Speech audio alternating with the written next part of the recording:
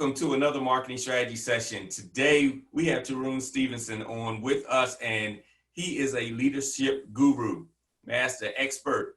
Tarun, thanks for coming on. Thanks so much for having me, Jeff. Lovely to catch up again.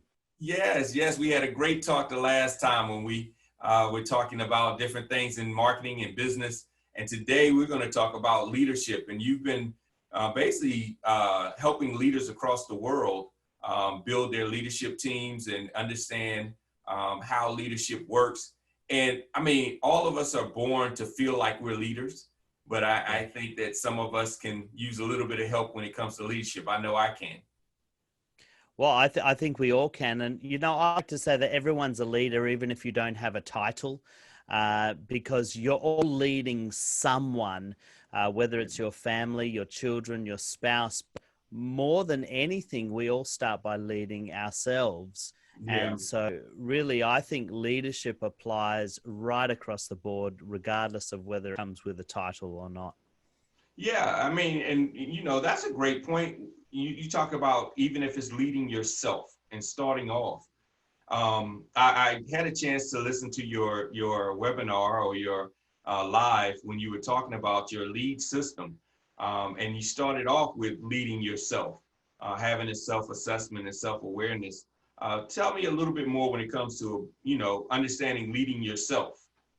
Sure. Well, look, when I got in leadership, I was in my early 20s. And, I guess like most young aspiring leaders, I really saw it as once I got the position that people just follow me or go in the direction that I wanted to go. And I very quickly learned that when you're leading people, they're not always willing to go in the direction that you think they should go or that you want to take them. Mm-hmm. And very often it's process of building trust and building influence with those people to actually get them going in that direction. And before you can do that, you really need to understand how you as a leader impact the people that you are leading. A classic example of this is Steve Jobs. When you probably many people know the story of Apple and how he developed it through the 80s. And Steve Jobs, the innovator that he was, as brilliant as he was pushed out of his own company primarily because he was able to get along with the people that he led. And eventually the people that he led revolted and got rid of him. And it wasn't until much later where he came back to Apple, and I think he came back as a different type of leader where he still was innovative, but he learned how to empower people and bring them along on the journey. And so really one of the first keys to leading other people effectively is learning to understand how you behave and how your behavior affects other people. If you can't lead yourself, forget about trying to lead other people. Now, that's an interesting story, getting fired from your own company. I know that's a little bitter, a big pill to swallow. And it's amazing how well his PR team did with him, because we all know Steve Jobs as this very nice, holistic, loving person based on the Apple imagery that they have of him until you saw the documentary.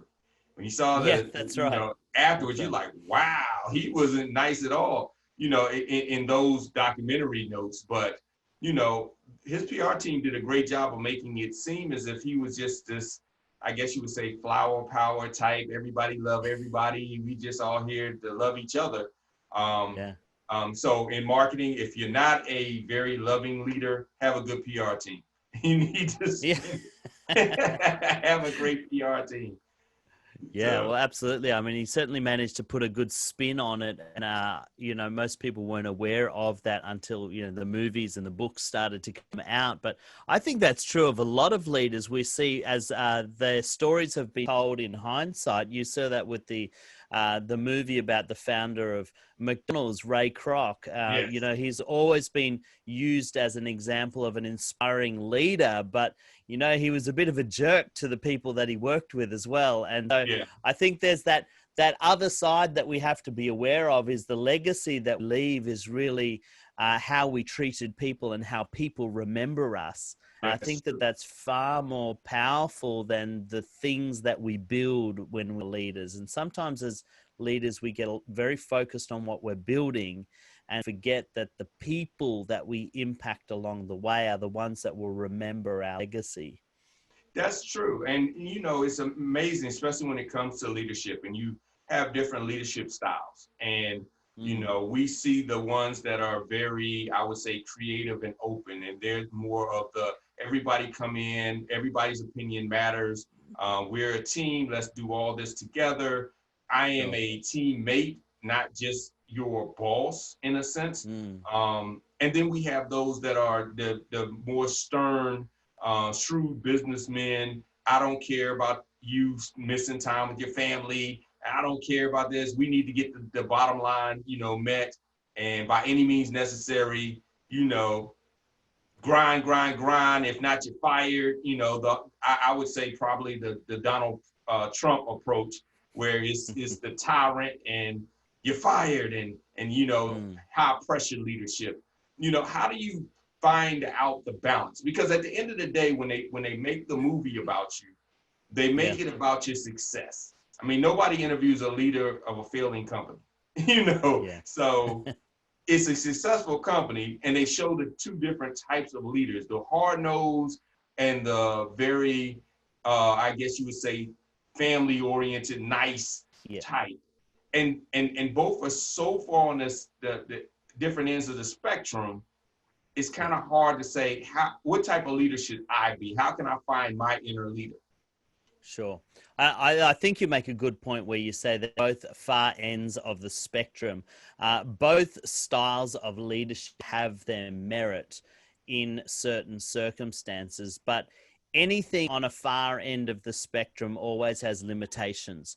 And, if you can't be as a leader, you can't always be popular, you can't always be liked, you can't always be everybody's best friend. It's sometimes you've got to make difficult decisions that will not make you popular and people won't like you.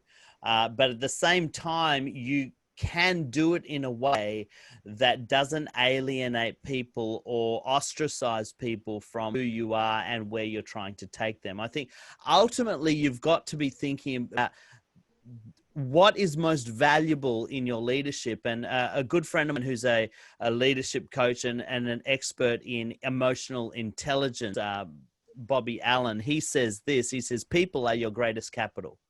When we put things and targets and finance over people, that's when leadership becomes toxic. When we put goals and outcomes over people, that's when leadership becomes dangerous. And we've always got to keep in the forefront of our mind, whether we are pushing our teams, whether we are being the decisive leader or even having to make unpopular decisions, we have to be able to take a step back and say, okay, where is the cost for my people in all of this? Okay. And it can't always be about outcomes, but it's a balance between the two for sure. That makes sense. Now, I mean, that really brings us to your second part of leadership is the E in leadership, and that's expectations. Managing those expectations. And it's more than just expectations of bottom line. We're talking about culture expectations and revenue expectations. Yeah. How do you become a better leader and setting expectations, not only for yourself and your executive team, but also for your overall company, your overall team? Yeah, well, look, one of the key reasons for anybody becoming stressed or angry is unmet expectations. Okay. And we all experience this. We all approach life with a set of expectations of how the outcomes should be, how people should treat us, how the resources should be utilized in our context. And when our expectations are not met, it causes frustration within us, and that often leads to anger or stress. And this is true of leaders, this is true of team members. Where teams become fractured or dysfunctional, or where leaders become ineffective, is when the expectations haven't been communicated clearly. Okay. As human beings, we enter every relationship with the question of, where do I stand in this relationship? What are the boundaries on how I should interact with this person and how I should behave around this person? And so if the leader hasn't taken the time to communicate, one, you said culture. So you've got to be able to communicate the mission, vision, and the values of your organization that guide the way people behave and what we focus on as a team. But you've also got to communicate the expectations of individual performance. When I ask you to do this task, this is what it looks like if it's done to my expectation. Okay. If we can't communicate that clearly, what ends up happening is people will perform the task or the outcome according to what they think is acceptable. And it may or may not be right, but if it doesn't meet the leader's expectation, that's where frustration comes in. I remember working for a leader a number of years ago, and he had a common habit of when he would inspect the work product that we had produced at his request, he would often come in and say, I don't like it. And when you would probe him and say, well, what is it that you don't like? What did we do wrong? He would say, I don't know. I just know I don't like it. So figure it out and fix it. Well, you know, every time we did something for this person, we were walking on eggshells because we never knew if what we were doing was going to meet his expectation. He would say, go and get this done, but you never knew if the way you were doing it was going to be appropriate. And so what ended up happening, to protect ourselves as a team, we would actually dial back our effort. We wouldn't put our very best into what we were doing because we knew whatever we were doing wouldn't be good enough. Okay. And so we would hold back on ourselves to protect ourselves and just wait for him to come up with what he thought was appropriate. And what ends up happening is you don't get your best performance that way. Your teams end up holding themselves back. Your best performers end up leaving because they can't work under those conditions. And everybody walks around on eggshells because you've got a leader that couldn't articulate what they expected, and the team didn't end up performing the way he wanted, and he got frustrated, and it caused function in the team. So it's really important that you be able to communicate clearly what it is you're looking for. And if you don't know what you're looking for, then you have to trust your team to inform you on that and not hold them to an expectation that's never been articulated. Yeah, being unrealistic with your expectations. I mean, because I've worked in those capacities as well, where you just become gun shy and you do everything to cover yourself. You don't do anything for outcome and results. You just want to cover yourself and keep your job. So absolutely. And it's hard too, on the other end, as a leader, sometimes you don't know what you want, but you know what good looks like in a sense. I mean, you really don't know what you want. And a lot of times, especially when you're being brought on as a outsource or an outside entity, the company doesn't really know what it wants. It just wants certain results to be positive, but they don't really know and can't articulate what they really want. And that becomes a very stressful environment because you're like, well, if you can't tell me, if you don't know what you want, then how am I supposed to know what you want? I mean, here's something that all us probably can relate to. Have you ever been around a person that's like, what do you want to eat? And you're like, I don't know. What do you want to eat? Well, I don't know. Figure it out. And so you're like, well, I don't know what you want to eat. I know what I want to eat, but I don't know what you want to eat. And it becomes a frustrating situation because you're like, I don't know what you want, and I can recommend some things. So you start recommending things. They're like, well, I don't like that. I don't eat that. I don't like that. Then it becomes, well, I can't speak for you. I don't know what you want. And if that person doesn't know, it becomes very frustrating. And it happens the same in business. What do you want the end goal to be? What do you want it to result to? Well, I don't know. How do you want it to work? Well, I don't know. That's why I hired you. Well, here's what I recommend. Nope, I don't like that. Come again. Well, let's try this. Nope, I don't like that either. Come again. And then it becomes, you know what? I don't know. We're just going to throw some stuff in the air, and whatever sparkles that you like, we'll just pick that. Not saying it's going to work, not saying it's not. We're just going to pick something to shut you up, basically. So No, you're absolutely right. And I think as a leader, one of the other things that I would say expectation is we have to manage our own expectations. Yeah. Sometimes you're right. We don't know what we want. We just know what we don't like. Yeah. And so we've got to be willing to manage the disappointment.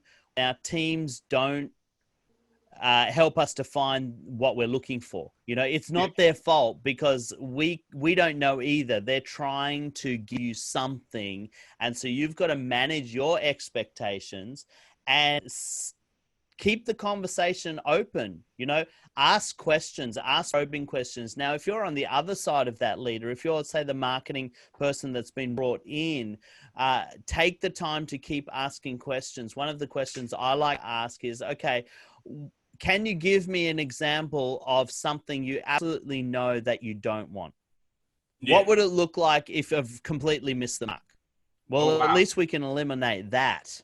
Yeah. And if we can eliminate what you absolutely don't want, then we might be able to get closer to what you do want. And then the follow on from that conversation might be, okay, if money and time were absolutely no obstacle, point to somebody who you think is doing it the way that you'd like to do it. Great approach. So you And if reverse you it, you reverse engineer it based on eliminating what they don't want to narrow it down to what they really expect. that, and sometimes what's happening is you're looking at something that is maybe not in your league. Maybe you're looking at the the Apple standard Yeah. of what you like, but your organization is not at that level. You don't have the budget, you don't have the expertise, and so Mhm. everything you produce looks like an inferior product. So you've got to Yeah. manage that expectation. But what you can say is, okay, I know what I really like. How can I get to a place where I'm happy enough and it looks enough like what I'm going for, but understanding that my organization's not there yet. Yes. I'm on a journey, you know, Yes. and if you've got a perfectionist leader, that can be a problem because perfection doesn't exist. And if they're going for perfection, that can be very frustrating. Yeah, I can give an example of that. When I do web design, a lot of times you'll work with companies and they say we want our website to look this way, and Yeah. so I'll use the old MTV approach. So they look at websites like an MTV. Now this is dating me because this was a long time ago, but they'll look at those sites and they say we want it to look like that. And so you'll say, well, okay, well, I need you to have some professional photography. I need some professional video editing. Well, we don't have that right now. We have these images. Well, you can't have a site that looks like this without the professional imaging. So they'll say, well, it can't be that hard. It's only a picture and a video. But you don't understand. It's the picture and video that makes the website. And when I show them the template, the source code, and I strip all pictures and videos out and show them the blocks, they see the layout and they say, well, that's easy. But I'm telling them, you have this layout. But without the quality pictures, if you're not willing to invest in a professional photographer and a professional videographer and editing to make the pictures look good, your website is going to look like this. And I don't care what pictures you plug in, it won't look that way. And they kind of get it. The expectations become realized because they're like, okay, so they may not have spent a lot of money on the web framework, but they spent thousands of dollars on having professional pictures. And that made all the difference. So you're able to now see each other's point of view to get to the common goal. Absolutely. And, you know, I think it's good to remind, you know, if there are solopreneurs or startups that are listening, it's good to remember that as you're growing, you don't have to have everything at the highest level. You can build it as you go. And it's okay to make small changes because you may not have the budget to change everything all at once, but just change something. And then move towards your ideal over time. Yeah. Now, one thing you talked about as far as with the expectations is communication and how important that is. in setting the expectation. And one thing that I always try to do on my end is hire experts and leverage their expertise. So, so true. I may not be the best in whatever it may be. Like, for instance, I may not be the best graphic designer, but I educate myself enough to know what good looks like, and then hire somebody that's better than I am, and then leverage their expertise. Now, I let them know that I know enough to not get taken advantage of. I know enough to know what good looks like. So you're not going to give me a, basically a clip art that everybody else has used and say that it's a Picasso. No, I know what a Picasso looks like. So, I know enough, but then I say, okay, you're the expert, and I want to leverage your expertise in it, and let's go. Let's see if it works. If it doesn't work, we'll come back to the table. But see, I'm gauging my expectations of, I know that I hired you because you're better at it than I am, and I'm looking to you to tell me what's going to work and what's not. And if it doesn't work, now we come back to the table, and I start to say, okay, this is the direction I'm looking at because we tried your direction. It didn't really hit the mark. So now let me put a little bit more of my input into it. So I've taken that approach, and it's worked pretty well with some projects. Some projects it hasn't, but letting the team have a piece of that leadership in their area of expertise. Yeah, it's so important to trust your team. If you gather experts to your team, you've got to trust them to do what they're good at. But like you say, have enough competence to know what good looks like, but then let your team do their job. If you are always trying to control the process, you're never going to get the best outcome because, no matter how good you are not an expert in everything. And so you've got to let your team do what they've been hired to do or what they've been brought in to do, and then let them shine. Let them take the credit, share it with them. Don't take the limelight, and that's where you're going to get your best results. Yes. Now, when you're actually working with your team, your next one is the A, attitude. Having a good attitude, managing attitudes, not only your attitude, but your team's attitude. How do you approach leading when it comes to managing attitudes? Look, I think leading, everything flows out of your attitude. Or to put it in another way, everything flows out of the conversation you're having inside of your head. Okay. If I could tell a story, maybe to illustrate this, a number of years ago, I used to be a school teacher before I started doing leadership coaching, and I was a substitute teacher, and I turned up to a school one day in an area of town that was known to have very high behavior problems. And I walked up to the classroom. I was greeted by a teacher from next door, and she said to me, "Oh, you've got the worst class in the whole school." And I felt myself tensing up. I felt anxiety rising because I thought, I was a new teacher at that time. I wasn't experienced in dealing with a lot of problem behavior.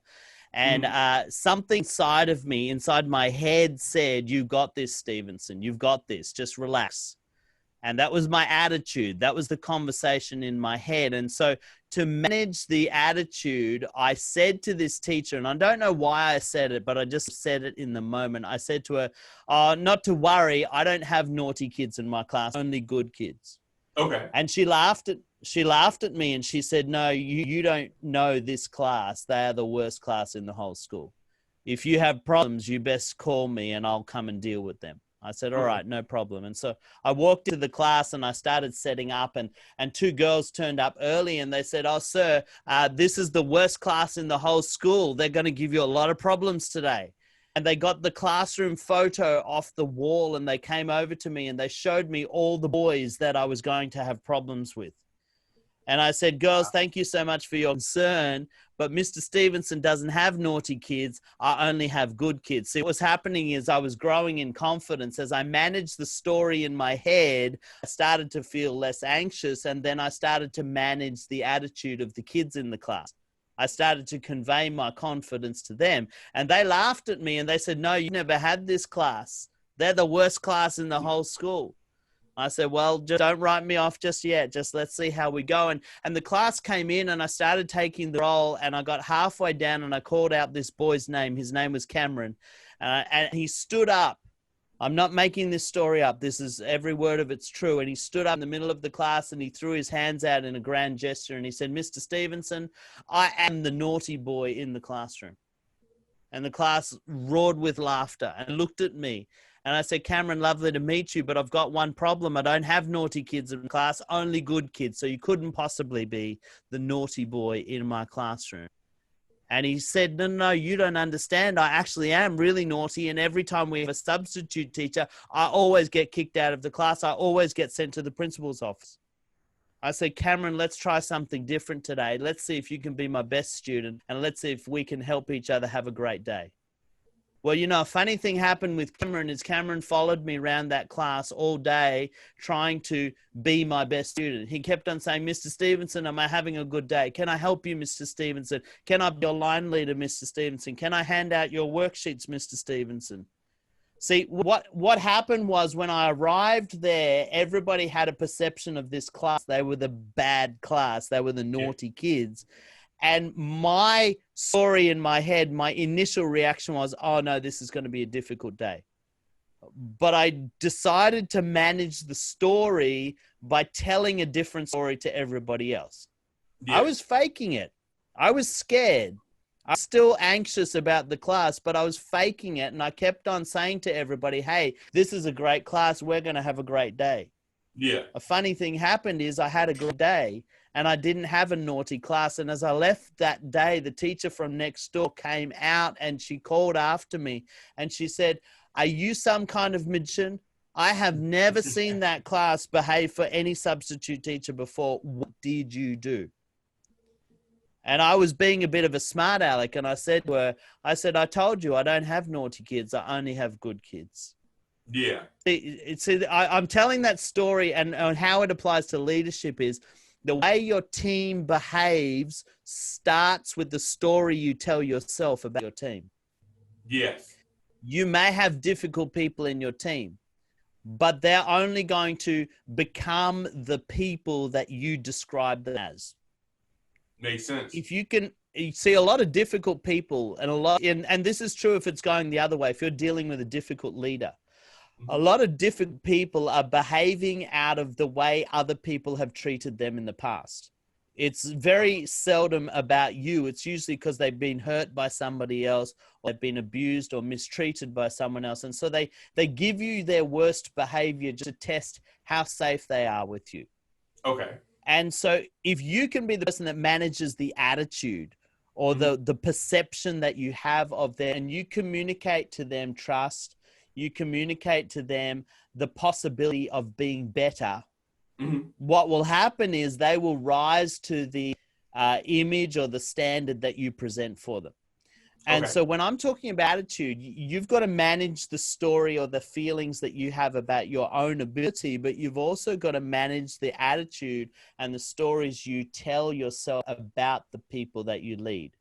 Because that will influence the way that you behave and that will influence the way that you treat them. And the way that you treat them will ultimately determine how they treat you and how they respond to you. That makes a whole lot of sense. Start up here, tell yourself a different story, and it will actually come out in your words and your actions, and that will actually influence the outcomes that you have. Okay, so if you have the ultimate confidence in your team and you, in your mind, just have the ultimate confidence that you have the best team, the best marketing team, they are the smartest and brightest, and you portray that in your language to your team, then it helps them to look at putting their best foot forward into presenting the best that they have.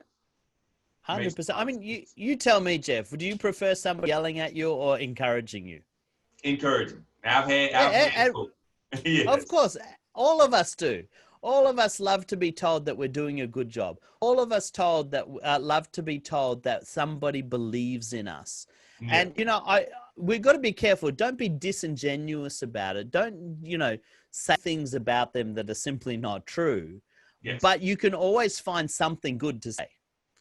You can Yeah, always encourage your team. You notice when they do good stuff and let them know that you notice. Hey, I saw how you did that. I love the way you do it. Let's see if we can improve on that.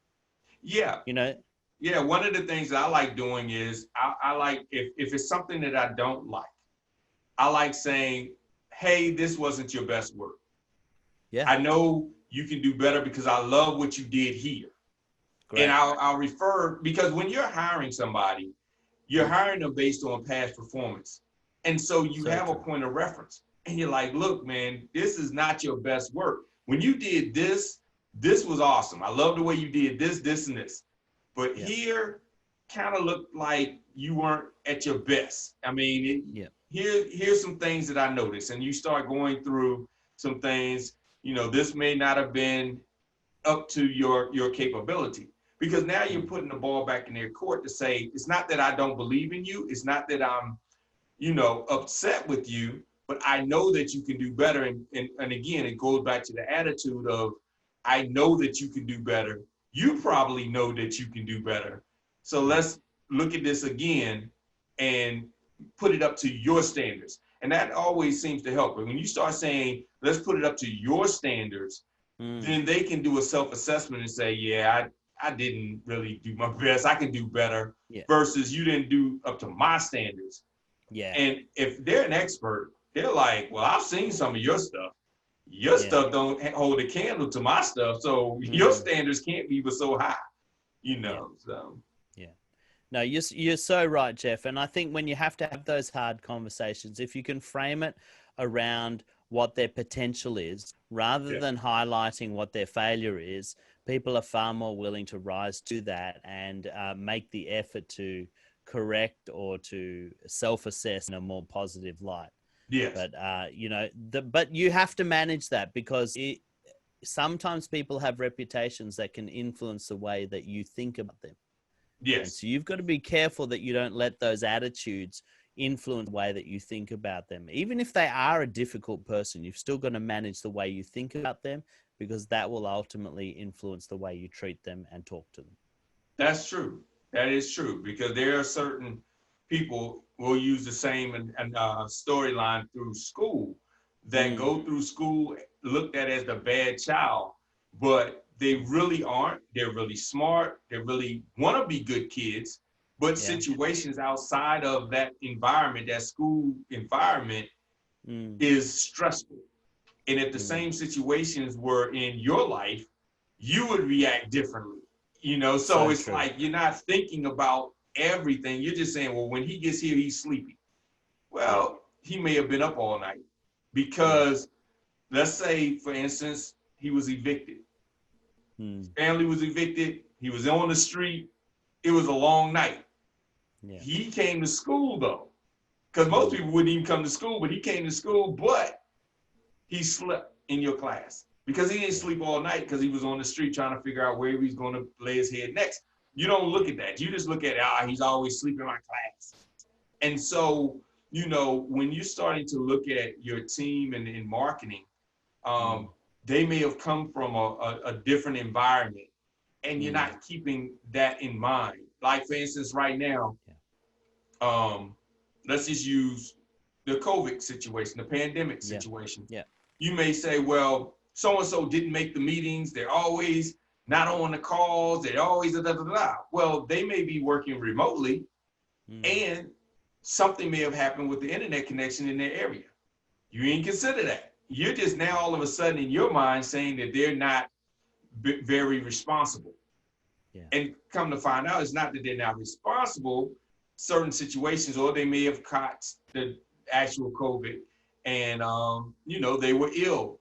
Yeah. They weren't around. They were in the hospital. Something may have happened. But we start looking at, oh well, they're just not a good worker. They're just not Yeah. professional. Yeah. Without even asking what happened. Now, with that being said, like I say, be smart enough to know what good looks like. Because there's been Yeah. times I've asked and they said, well, there was a tornado in my area and it tore. And I'm like, if there was a tornado, how are you texting me to tell me that there's a tornado in your area? If you can't get on the internet, how are you communicating with me? Yeah. It's like you're communicating through the internet. So I'm not stupid. I mean, come up with a better excuse. But, understanding that it's all about building a strong relationship, which comes to the D, Yeah. developing strong relationships. Yeah, absolutely. And that's a beautiful segue, Jeff. Mhm. Relationships are the bedrock of influence. If Mhm. you can't influence people, you can't lead them. Uh, Yes. Leadership is not about controlling people or forcing them. It's about influencing them. It's about Okay. helping them to Hold up. see the direction. Yeah, go Hold for it. up. I want you to say that again, and I want to pause because this is going to be one of those tips that we're going to cut out and put everywhere. So say that one more time. Leadership is not about controlling people or forcing them to do what you want. It's about influencing them to go in a common direction. Yes. Yes. That is You so can't important. you can't control anybody. You can't change anybody's mind. They have to choose to follow you. And the only way they choose to follow you is if they trust you. Well, Yeah. trust comes from relationship. If you don't take the time to build relationship with your people, Mm-hmm. they won't learn to trust you. And if they don't trust you, they can't follow you. Yes. And so, although it's D as in the fourth key that I talk about, it's only D because it's LEAD and it fits with my acronym. In Yeah. fact, I think relationships should be the number one priority. If you're not building relationship with your people, you'll never be able to lead them effectively. And it's as simple as what you were describing before. You have to take the time to get to know what's going on in their world. Mm-hmm. Take the time to step back and say, okay, this person's not performing. Don't immediately jump to the conclusion that they are a bad worker or they uh, are not doing their job properly. Take the time to figure out, maybe they're going through marriage problems. Maybe Yeah. they've got a family member who's gravely ill. Maybe their children are having a hard time or they're having financial troubles. You don't know any of those things unless you have relationship with them. People Yeah. won't tell you those kinds of things unless they trust you. But when you do know that, you can actually be a more empathetic leader. You can Yeah. actually support them. You can help them through it. And those people that you work with will actually become your loyalist team members or your loyalist supporters. Yes. And so it's really important that you take the time to get to know your team as individuals, as people outside of the context of what they were hired for. What are their hopes? What are their dreams? What did they do on the weekend? Who is their family? What do they care about? Because I guarantee you, they don't care about the same stuff you care about. Yeah. They got their own stuff that they care about. And most of them are working for the paycheck. But if you want Yeah. them to go above and beyond, if you want them to do the stuff that really matters, it comes out of relationship. Loyalty comes out of relationship. Yeah. Those are the kinds of workers we want. Those are the kinds of team members we want. But if not prepared to invest in the relationship, all we will get is hired guns. And Yes. everybody knows that hired guns, they do their job and then they leave town, Yeah. Yeah. you know? And the highest So bidder gets the guns. So, that's right. That's if right. somebody else decides, hey, we'll pay more, they'll jump ship because, like you said, there is no Absolutely. relationship, there's no loyalty. Yeah. So, And look, I would add to this is, we've got to remember that people don't leave organizations, they leave people. yeah. People stay in an organization even when it's a toxic organization because of relationship, and they leave great organizations because of relationships. That's true. And so you've got to remember, it doesn't matter how good your organization is and how well you're paying your people. Mm-hmm. If you don't care about them or they don't care about you, you won't keep them. Simple Yeah. as that, you Yeah. know? Yeah, that makes a whole lot of sense. And then everybody, if they self-reflect of their experiences throughout their professional career, they can identify companies that they love to work at and work with, and Yep. companies that they didn't, and why. And Yeah. usually you're right. They will name a person and Yeah. say, yeah, because of so and so, I'm not there anymore. Yep. Yeah. Exactly. exactly. It was either a coworker or a boss why they left, Yeah. you know, and Yeah. it's either a coworker or a boss why they stayed. That's true. You That know, is true. I mean, there are some people that won't, you know, I know people that don't take the next step in their career and they won't go for a high paying job because they love the people they work with Yeah. And and that could goes do with, so much more. You know, could do so much more with who they are and what they're doing, but they choose to remain where they are because of the people. yeah. I mean, there's been situations where, there's people that everybody have seen this, that when this person leaves, let's Mm. say it's a VP or somebody, and they leave, and half the team leaves with them. I Yes, mean, so true. uproots, leaves, just, I don't care what company they're working with, we're Yeah, moving there too. And yeah, so, and that is because they enjoy that person, and the loyalty is with yeah, that person. So, yeah. I mean, this is why organizations have non-compete clauses because yeah, they know that if somebody leaves, especially key leaders, if they leave, they usually take a group of people with them. The reason I think non-compete clauses are ridiculous is because if you force somebody to stay, yeah, they're going to find another reason to leave. They're yeah, not staying for you. So you may as well let them leave for somebody else because they yeah, don't want to be there for you. yeah, The only way you keep them is if you can develop a relationship that's powerful enough to make them want to stay. yeah. And usually they'll find a loophole in their non-compete. They'll say, well, I can't do this and have this title. So I'll come in Mm, with this title, and I'll do something exactly. similar. But yeah, you're right. If they don't want to be there, and then here's the thing, while they're there, they are working on sabotaging your company. So Oh, they're there, 100%. but Absolutely. yeah, yeah. Absolutely. Yeah. So So true.